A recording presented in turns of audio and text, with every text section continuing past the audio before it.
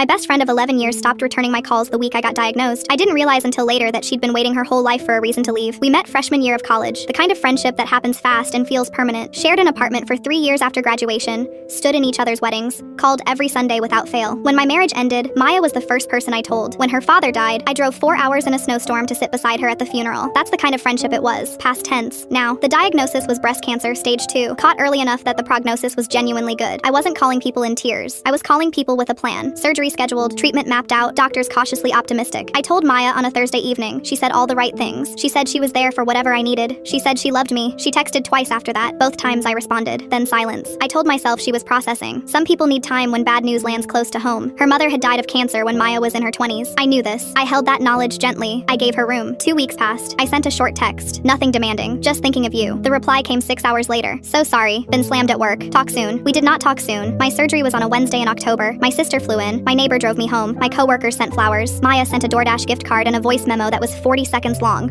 most of which was background noise from what sounded like a restaurant. I want to be precise about what that felt like, because it mattered. It wasn't anger. Not yet. It was the specific confusion of looking at something familiar and not recognizing it. Like walking into a room you've been in 1,000 times and finding the furniture rearranged in the dark. Recovery gave me a lot of hours to sit with things I'd been too busy to examine. I started thinking about other moments. The birthday where she arrived an hour late and left early. The conversation where I'd told her about my divorce and she'd redirected to her own relationship problems within 4 minutes. I had counted. I remember counting. Small things I'd filed under: off day, bad week, she's going through something. I called her 6 weeks after my surgery. She answered, which surprised me. We talked for 20 minutes. She asked how I was feeling. I told her. She said she'd been meaning to reach out, but things had been heavy. I asked what had been heavy. There was a pause, and then a vague answer about stress and needing to protect her energy. Those were her words. Protect her energy. I said gently that I had cancer, and I hadn't heard from her in 2 months. She said she found it really hard to be around illness because of her mom. She said she hoped I understood. I told her I did understand, and that I needed to go, and I hung up. Here is what I've spent the months since figuring out. She wasn't lying. It probably was hard for her. People's wounds are real and they shape real behavior. But understanding why someone can't show up for you doesn't obligate you to keep offering them the chance to not show up. Those are two separate things. I confused them for 11 years. What I found on the other side of losing that friendship was something I hadn't expected. The people who did show up came into sharper focus. My sister, who is not someone I've always been close to,